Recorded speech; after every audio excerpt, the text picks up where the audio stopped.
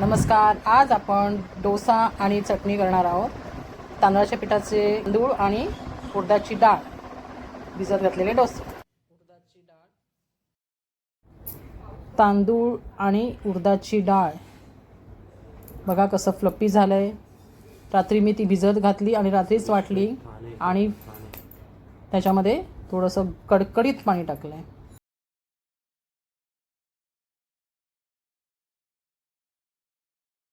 एकदम मस्त पीठ झालेलं आहे बघा तयार. मी गरम पाणी टाकलेलं होतं रात्री. रात्री जेव्हा वाटून घेतलं तेव्हा मी गरम पाणी कडकडीत पाणी टाकलेलं होतं त्याच्यामुळे ते एकदम फ्लपी झालेलं आहे. तुम्ही सुद्धा कडकडीत पाणी टाकून पूर्ण पीठ असं फुगवून घ्या. आणि पाणी टाकून झाले की नंतर पूर्ण ढवळून व्यवस्थित त्यामध्ये मीठ पण थोडं टाकायचं तुम्हाला चवीप्रमाणे आणि त्याच्यानंतर पूर्ण ढवळायचं आहे. 2-4 मिनटं चांगलं ढवळून त्याच्यावर झाकण पॅक बंद करून ठेवायचं आहे. ते सकाळीच उठून मग तुम्हाला अशी कन्सिस्टन्सी पाहायला मिळेल आणि मग तुम्ही डोसेसुद्धा व्यवस्थित कराल. त्यासाठी निर्लेपचा तवा किंवा बिडं तुम्ही घेऊ शकता. निर्लेपचा तवा असेल तर त्यात तेल आणि पाणी शिंपडायचं आहे.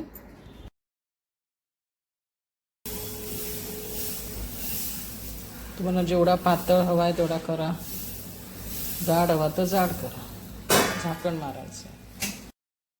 अशा प्रकारे माझे एक डोसे मी करून घेत आहे. तुम्हाला जर माझा व्हिडिओ आवडला असेल तर लाईक सबस्क्राईब करायला विसरू नका.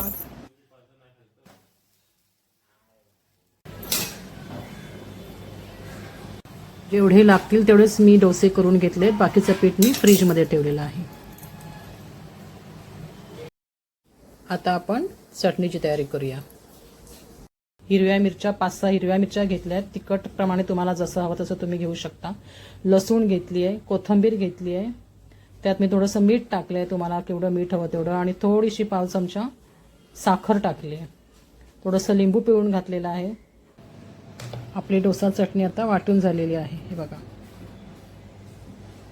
चटणी रेडी आहे.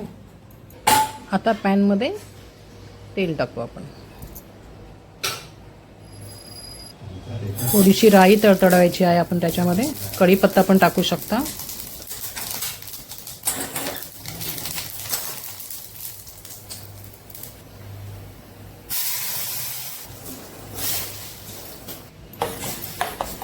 डोसा चटणी आपली रेडी आहे. आता आपले डोसे रेडी झालेले आहेत.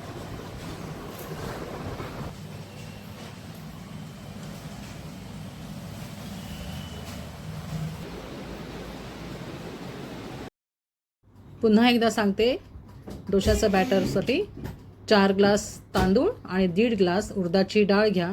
भिजत घाला आणि मिक्सरला लावा. वाटून घेतलेल्या बॅटरमध्ये गरम पाणी, कडकडीत पाणी आणि मीठ टाका. चला तर मग आपली फायनल डिश रेडी आहे. सगळ्यांनी डोसे आणि चटणी खायला या. अशाच नवीन रेसिपी मी तुम्हाला दाखवत जाईन. पुन्हा आपण भेटूया नवीन व्हिडिओमध्ये. बाय.